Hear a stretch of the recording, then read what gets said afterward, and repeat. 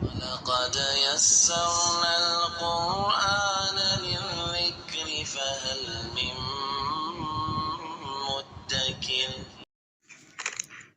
اللهم فاطر السماوات والأرض عالم الغيب والشهادة أنت رب كل شيء وإله كل شيء أشهد أن لا إله إلا أنت وحدك لا شريك لك وأن محمدا عبدك ورسولك والملائكة يشهدون.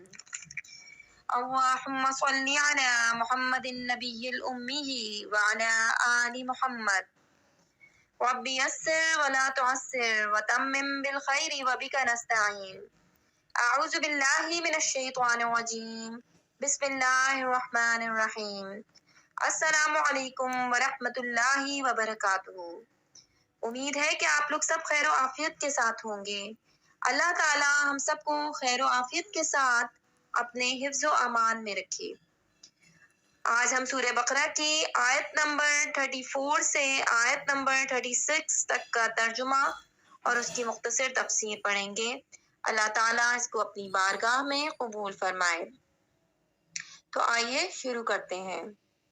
اعوذ باللہ من الشیطان الرجیم.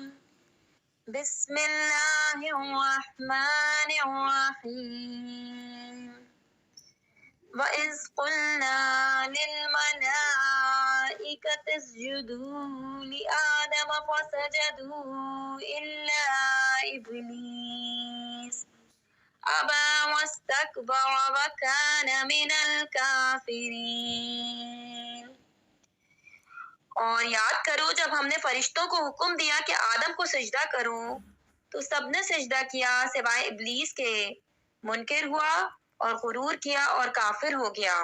اللہ تعالیٰ نے حضرت آدم علیہ السلام کو تمام موجودات کا نمونہ اور عالم روحانی و جسمانی کا مجموعہ بنایا اور فرشتوں کے لیے حصول کمالات کا وسیلہ بنایا تو انہیں حکم فرمایا کہ حضرت آدم علیہ السلام کو سجدہ کریں. ملائکہ مقربین سمیت تمام فرشتوں نے سجدہ کیا لیکن شیطان نے سجدہ کرنے سے انکار کر دیا اور تکبر کے طور پر یہ سمجھتا رہا کہ وہ حضرت آدم علیہ السلام سے افضل ہے اور اس جیسے انتہائی عبادت گزار فرشتوں کے استاد اور مقرب بارگاہ الہی کو سجدے کا حکم دینا حکمت کے خلاف ہے. اپنے اس باطل عقیدے حکم الہی سے انکار اور تعظیم نبی سے تکبر کی وجہ سے وہ کافر ہو گیا. سجدے کی دو قسمیں ہیں: عبادت کا سجدہ، تعظیم کا سجدہ. عبادت کا سجدہ کسی کو معبود سمجھ کر کیا جاتا ہے اور تعظیم کا سجدہ وہ ہوتا ہے جس سے مسجود یعنی جس سے سجدہ کیا جائے اس کی تعظیم مقصود ہوتی ہے. یہ قطعی عقیدہ ہے کہ سجدہ عبادت اللہ تعالیٰ کے لیے خاص ہے، کسی اور کے لیے نہیں ہو سکتا اور نہ کسی شریعت میں کبھی جائز ہوا. فرشتوں نے حضرت آدم علیہ السلام کو تعظیمی سجدہ کیا تھا. تعظیمی سجدہ پہلی شریعتوں میں جائز تھا، ہماری شریعت میں منسوخ کر دیا گیا، اب کسی کے لیے جائز نہیں ہے. لہٰذا کسی پیر یا ولی یا مزار کو تعظیمی سجدہ کرنا حرام ہے. ابا واستکبر وکان من الکافرین. منکر ہوا، غرور کیا اور کافر ہو گیا. اس واقعے سے معلوم ہوا کہ تکبر ایسا خطرناک عمل ہے کہ یہ بعض اوقات بندے کو کفر تک پہنچا دیتا ہے. اس لیے ہر مسلمان کو چاہیے کہ وہ تکبر کرنے سے بچے.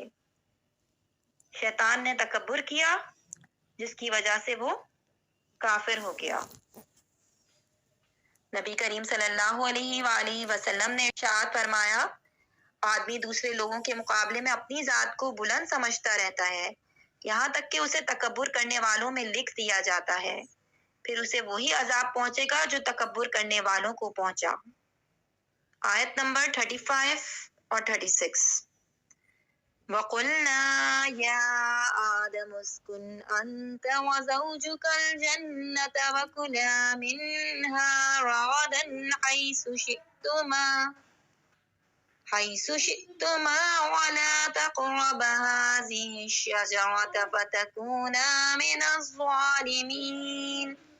فأزلهما الشيطان عنها فأخرجهما مما كان فيه وقلنا اهبطوا بعضكم لبعض عدو وَلَكُمْ فِي الْأَرْضِ مُسْتَقَرٌّ وَمَتَاعٌ إِلَىٰ حِينٍ۔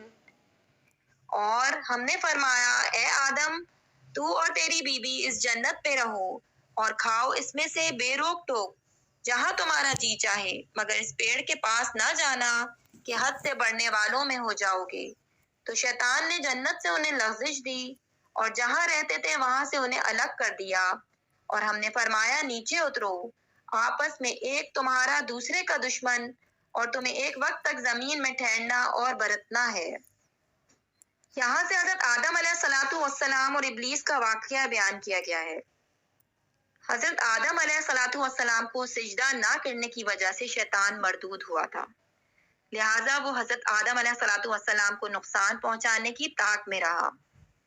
اللہ تعالیٰ نے حضرت آدم علیہ السلام اور حضرت حوا رضی اللہ تعالیٰ عنہا سے فرمایا کہ جنت میں رہو اور جہاں دل کرے بے روک ٹوک کھاؤ، البتہ اس درخت کے قریب نہ جانا۔